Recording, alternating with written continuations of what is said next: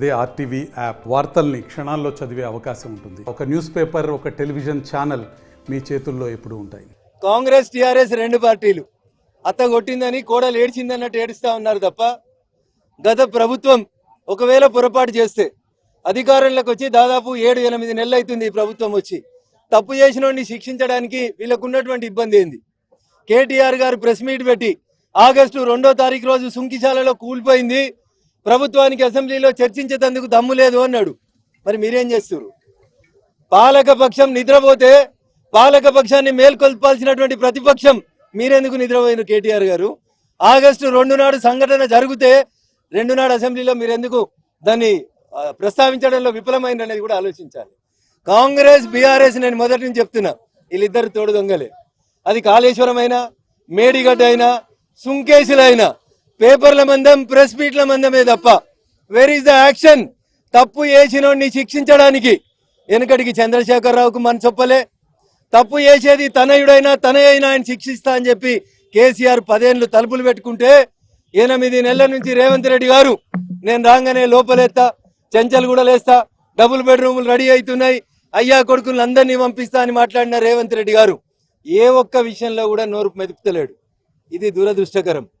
చీకటి పోలీస్ రెండు ఒకటైనట్టు ఒక నాణానికి బొమ్మ బొరుసులాగా కాంగ్రెస్ టీఆర్ఎస్ కలిసి ప్రజల సొమ్మును దోచుకుంటున్నాయి తప్ప అది సుంకిశాలైనా, మేడిగడ్డ అయినా, కాళేశ్వరం అయినా ఈ ప్రభుత్వానికి చిత్తశుద్ధి లేదనేది చాలా స్పష్టంగా తెలంగాణ సమాజాన్ని అర్థం చేసుకోవాలని అప్పీల్ చేస్తాం.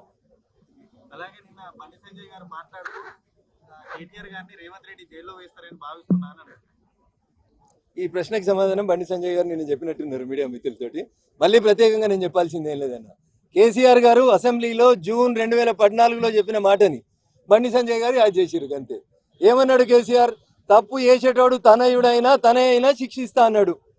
అరవింద్ కుమార్ అనేటువంటి ఒక HMDA Hyderabad growth corridor limited కి కమిషనర్ గా చేస్తున్న ఆయన F1 రేస్ కోర్సు కార్లకి ఎట్లాంటి జీవో లేకుండా కేటీఆర్ చెప్తే నేను 50 కోట్లు ఇచ్చినా అని చెప్పి 6 నెలలు అవుతుంటే కేటీఆర్ ని ఇంకా అరెస్ట్ చేస్తలేడంటే రేవంత్ రెడ్డి అమెరికాకు పోయి కేటీఆర్ తోటి ఏమైనా చీకటి ఒప్పందాలు చేసుకుంటుండేమో తెలంగాణ సమాజం ఆలోచించాలి. ఏడున్నాడు అరవింద్ కుమార్? ఏది ring road tender? Revanth Reddy నీకు 1000 కోట్లకు నోటీస్ ఇచ్చిండు కదా, అరవింద్ కుమార్ని ఎందుకు అరెస్ట్ చేస్తలేవు? ఫార్ములా 1 రేస్ కోర్సులకు 50 కోట్లు జేబుల పైసలు లెక్క వంచిండు కదా కేటీఆర్, ఎందుకు అరెస్టులు చేస్తలేవు అని సంజయ్ అడిగిండ్రు. తప్పేముంది అందులో? చేయాలా వద్దా? మరి మీరు కూడా చెప్తున్నారు కదా చేయాలని, చేయమన్నారు. మరి అదే మేము ప్రజల పక్షాన్ని అడుగుతున్నాం. Thank you. పర్యటన నేను బోకసాను. పర్యటన వెనకాలన్న ఉద్దేశాలు ఏందనే చెప్పు. కేటీఆర్ తోటి ఏమన్నా బాత్రూమ్లు కడిగేటోళ్ళు ఏమైనా పిలిచి ఒప్పందాలు చేసుకుంటున్నారా? ఏం చేసుకుంటున్నారు? ఏం చేసుకోకపోతే మై క్వశ్చన్ ఈ స్ట్రైట్ విష్ణు గారు, 50 కోట్లు F1 రేస్ కోర్సు దానికి ఎట్లాంటి అనుమతులు లేకుండా కేటీఆర్ గారు చెప్తే నేను ఇచ్చినా అని రేవంత్ రెడ్డి గారి మానస పుత్రిక అయిన పత్రికలు వచ్చింది. వచ్చి 6 నెలలు అయింది. ఎందుకు మరి కేటీఆర్ లోపలికి వద్దలేడు? నీకు ఆయనకి ఏం లేకపోతే లావాదేవీలు తెచ్చి లోపలేయచ్చు కదా. వేర్ ఈజ్ అరవింద్ కుమార్ అంటున్నా, నీకు నాకు ఇద్దరికి నోటీసులు ఇచ్చిండు కదా, డిఫమేషన్ సూట్ ఎత్తా అన్నాడు కదా, 1000 కోట్లకు నోటీసులు ఇచ్చిండు కదా, రింగ్ రోడ్ టెండర్లలో గోలుమాలైందని గిట్లే మీడియాతో మాట్లాడితే మీకు నోటీసులు ఇస్తున్నా అని ఇచ్చిండు కదా. ఏడున్నాడు Aravind Kumar? Ring road tender ఎందుకు రద్దు చేస్తలేడు Revanth Reddy? So these are all అనుమానాలు, సస్పిషన్ వస్తుంది. అందుకనే Revanth Reddy has to open his mouth. Thank you. జాతీయ జెండాలు ఎగిరేసే కార్యక్రమం పెడితే అది మన డ్యూటీ కాదు. పోలీసు వాళ్ళు ఎగిరేస్తారు కదా, ముఖ్యమంత్రి పోయి పరేడ్ గ్రౌండ్ లో ఎగిరేస్తాడు కదా, ఎర్రకోట మీద దేశ ప్రధానమంత్రి గారు ఎగిరేస్తారు కదా అనేటువంటి రీతి లోపల జాతీయ జెండా పట్ల ప్రజలలో ఒక రకమైనటువంటి నిర్లిప్త భావన ఇంతకు ముందు ఉండేది. కానీ గౌరవనీయులు నరేంద్ర మోడీ గారు ఈ దేశ ప్రధాని అయిన తర్వాత దేశ స్వాతంత్రం కోసం పనిచేసి, మనకెట్లాగూ దేశ స్వాతంత్రం కోసం కొట్లాడేటువంటి అవకాశం రాలేదు, అమరులు అయ్యేటువంటి అవకాశం రాలేదు. మన ప్రధానమంత్రి గారు మనందరికీ మన బాధ్యతని గుర్తు చేస్తూ చెప్పినటువంటి మాట, ప్రతి ఇంటి మీద జాతీయ జెండాను ఎగిరేయమని అడుగుతా ఉన్నారు. ఎగిరేద్దామా వద్దా? నేను ఎగిరేయడంతో పాటు నా వంతుకి ఇంకొక 10 ఇండ్ల మీద జాతీయ జెండాను ఎగిరేస్తాననేటోళ్ళు చేతులు ఎత్తురు. 20 ఎగిరేసేటోళ్ళు 2 చేతులు ఎత్తురు, 10 ఎగిరేపించేటోళ్ళు 1 చేతి ఎత్తురు. మా జనరల్ సెక్రటరీ మాణిక్యం కనిపిస్తుంది. జాతీయ జెండా ఎగిరేయని వాళ్ళు కూడా కొంతమంది దుర్మార్గులు ఈ దేశంలో ఉన్నారు. ఈ దేశం స్వతంత్రం కావాలి, ఈ దేశంలో వాళ్ళు ఎమ్మెల్యేలు కావాలి, ఈ దేశంలో వాళ్ళు ఎంపీలుగా గెలవాలి, ఈ దేశ రాజ్యాంగాన్ని గౌరవించరు. ఆఖరికి దేశానికి స్వతంత్రం వచ్చిన రోజు జాతీయ జెండాను కూడా ఎగిరైనటువంటి ఇంకొంతమంది దౌర్భాగ్యులు ఈ దేశంలో ఉండడం అనేది మనందరి దురదృష్టం. అట్లాంటి వాళ్ళందరినీ మేల్కొల్పాలని, మీరు మీ ఇంటి మీద ఎగిరేయడంతో పాటు మీ గల్లీలో జెండా ఎవరు ఎగరేస్తలేరు అనే విషయంలో మీరు ప్రజల్ని చైతన్యవంతులు చేయాల్సినటువంటి బాధ్యత ఎవరి మీద ఉంటుంది? మనం ఈ ర్యాలీ ప్రారంభించినప్పుడు స్వామి వివేకానంద గారి విగ్రహానికి దండేసి ఈ ర్యాలీ ప్రారంభించినాం. ఏం చెప్తారు స్వామి వివేకానంద గారు? నాకు మహేందర్ అసొంటోళ్ళు, ప్రవీణ్ అసొంటోళ్ళు, నరేన్ అసొంటోళ్ళు, లేకపోతే కౌన్సిలర్ వాసు అసొంటోళ్ళు, మా బొల్లారం అధ్యక్షుని అసొంటోళ్ళు, ఇనుప గండలు ఉక్కు నరాలు కలిగినటువంటి ఒక 10 మందిని ఇస్తే ఈ దేశ చరిత్రను మారుస్తా అన్నాడు. లేరా సంగారెడ్డిలో 10 మంది? కొండాపూర్లో లేరా? మారాలనా వద్దా దేశం? ప్రతి ఇంటి మీద జెండా ఎగరాలనా వద్దా? దేశం స్వాతంత్రం కోసం అమరులైనటువంటి అనేక మంది అమరుల త్యాగాలని గుర్తు తెచ్చుకొని జాతీయ జెండాను ఎగురేయమని ప్రజలందరినీ ప్రోత్సహించాల్సినటువంటి బాధ్యత మన మీద ఉంది. ఈ దేశానికి స్వతంత్రం రాకపోతే ఈస్ట్ ఇండియా కంపెనీ బ్రిటిషర్లు వచ్చినప్పుడు మన దేశ పౌరులు ఎంత కష్టపడ్డారో మనం అందరం చూసినాం. స్వతంత్రం వచ్చినాక 76-77 ఏళ్ల నుంచి మనకు ఫ్రీడమ్ ఎక్కువైపోయి జాతీయ జెండా ఎగిరేయమంటే అది మన డ్యూటీ కాదనేటువంటి పరిస్థితి వచ్చింది. మనకు చదువు చెప్పినటువంటి పాఠ్య పుస్తకాలు కూడా అట్లే తయారైనాయి. ఎడ్యుకేషన్ సిస్టమ్ ను కూడా అందుకనే మార్చాలనేటువంటి ఒక ఆలోచనని భారత ప్రభుత్వం చేస్తా ఉంది. It is our duty. ప్రధానమంత్రి గారు, ముఖ్యమంత్రి గారే కాదు, ప్రతి భారత పౌరుడు, ఈ గడ్డ మీద పుట్టిన ప్రతి ఒక్కరు జాతీయ జెండా ఎగిరేయాల్సినటువంటి అవసరాన్ని 7.5 దశాబ్దాల తర్వాత ఇంకా మనం ఇంటికి పోయి చెప్పాల్సినటువంటి అవసరం వచ్చింది.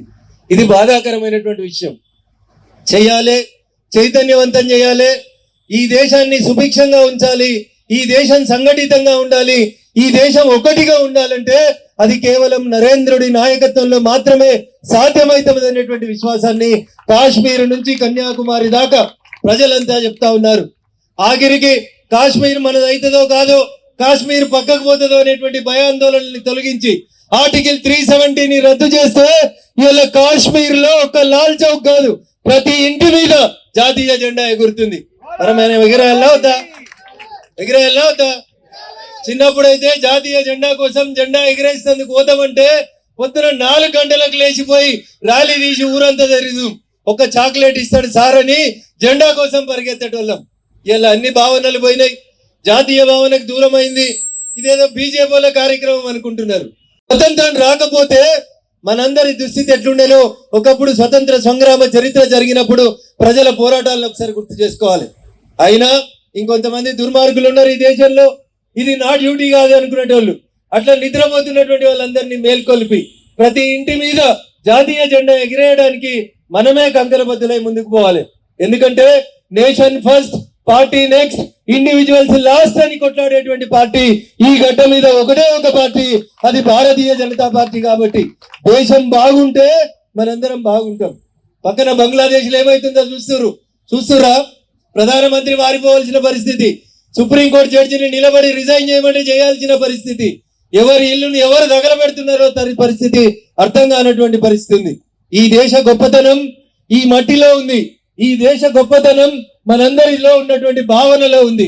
ఆ భావన ఇది నా దేశం, ఈ జెండా నా జెండా అని మనం అందరం కూడా హర్ ఘర్ తిరంగా అంటే ప్రతి ఇంటి మీద మూవన్నెల జెండా ఎగిరేయాలనేటువంటి ఒక కార్యక్రమం చేస్తారని, చెయ్యాలని, చెయ్యకపోతే మన పక్కింటోళ్ళు చేయకపోతే ఒక జెండా ఇచ్చి అన్న దయచేసి ఒక జెండా ఎగిరేయమని పొద్దున్నే 8 నుంచి 9 మధ్యలో ప్రజలందరినీ కూడా మనం చైతన్యవంతుల్ని చేయాలని ఈ బాధ్యత 50 ఏళ్ళు దాటిన వాళ్ళ మీద కంటే ఎక్కువ ఉడుకు రక్తంతో పరిగెత్తుతున్నటువంటి మా యువ మోర్చా మీద ఉంటది.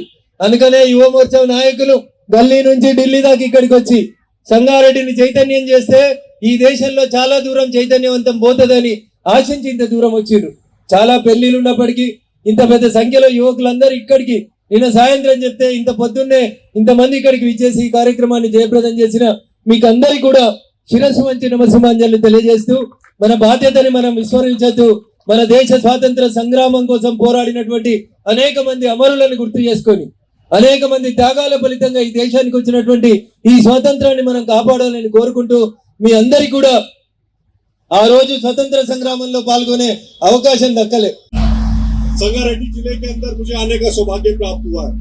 हम सब जानते हैं कि आने वाली 15 तारीख स्वतंत्रता दिवस है और पूरे देश भर के अंदर माननीय प्रधानमंत्री जी के आह्वान पर, नरेंद्र मोदी जी के आह्वान पर पूरा देश हर घर तिरंगा अभियान मना रहा है। प्रत्येक घर पे जो हमारा राष्ट्रीय ध्वज है, हमारा गौरव है, हमारा जो एक प्रतीक है, जो हमारी आन बान शान है तिरंगा, वो हर घर पे लहराए, ये माननीय प्रधानमंत्री जी का आह्वान है। और हम पिछले कई सालों से देख रहे हैं कि प्रत्येक घर पर एक त्योहार के तरीके से, एक क्योंकि स्वतंत्रता के लिए बहुत बलिदान, बहुत परिश्रम करना पड़ा, बहुत लोगों ने त्याग, तपस्या और बलिदान दिया, तब जाके यहाँ पर स्वतंत्रता प्राप्त हम लोगों ने की थी। और माननीय प्रधानमंत्री जी लगातार किस प्रकार से देश का गौरव, तिरंगे का सम्मान आगे बढ़े, पूरे विश्व के अंदर आज भारत मजबूत शक्ति रूप में आगे बढ़ रही है, तो इसलिए तिरंगा भी देश के अंदर हर घर पे लहराए, पूरे विश्व के अंदर हमारा तिरंगा सबसे ऊपर हो, ये माननीय प्रधानमंत्री और देश के सभी नागरिक लगातार लगे हुए हैं। इसलिए हर साल की भांति इस बार भी भारतीय जनता पार्टी पूरे देश भर के अंदर माननीय प्रधानमंत्री जी के आह्वान पर पूरे देश की जनता भी प्रत्येक घर के ऊपर तिरंगा अभियान चला रही है। तो मेरा आप सबसे भी आग्रह है कि आने वाली जो 15 तारीख है, उससे पूर्व में आज युवा मोर्चा हमारे राष्ट्रीय अध्यक्ष तेजस्वी सूर्या जी के नेतृत्व में पूरे देश भर के अंदर बाइक रैली का आयोजन 11, 12, 13 तारीख को कर रहा है। और स्वच्छता अभियान भी हम लोग कर रहे हैं, जो जिन्होंने अपने देश की आजादी के लिए जो बलिदान दिया, शहीदों के स्मारक है, उनकी स्वच्छता का कार्यक्रम हो, ऐसे बहुत से कार्यक्रम, और हर घर पे तिरंगा राष्ट्रीय ध्वज लहराई हम सबकी जिम्मेवारी बनती है। तो मेरा आप सबसे आग्रह है कि आने वाली 13, 14, 15 तारीख को प्रत्येक घर पे तिरंगा लहराए, ये हम सबको सुनिश्चित करना है। बहुत बहुत धन्यवाद मुझे यहाँ पर आने के लिए, आप सबके बीच में विषय रखने के लिए मौका दिया, बहुत बहुत धन्यवाद। भारत माता की, भारत माता की। మరిన్ని వీడియోస్ కోసం ఛానల్ ని సబ్స్క్రైబ్ చేయండి, లేటెస్ట్ అప్డేట్స్ కోసం వాట్సాప్ ఛానల్ ని ఫాలో చేయండి అండ్ లింక్ డిస్క్రిప్షన్ లో ఉంది.